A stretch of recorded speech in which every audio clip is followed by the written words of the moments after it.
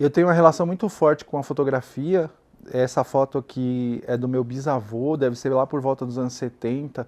Eu fico olhando ela e me gera vários sentimentos. Eu não o conheci, mas a minha mãe fala que ele era um homem de muita sabedoria, que tinha muitos ensinamentos, né, sobre a vida, sobre o destino, sobre o amor.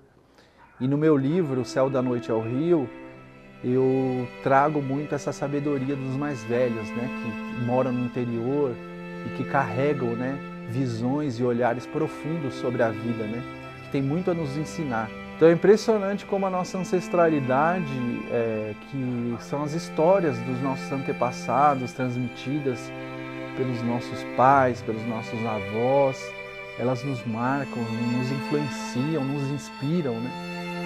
E acabam sendo a base para a gente criar arte, como é o caso do meu livro.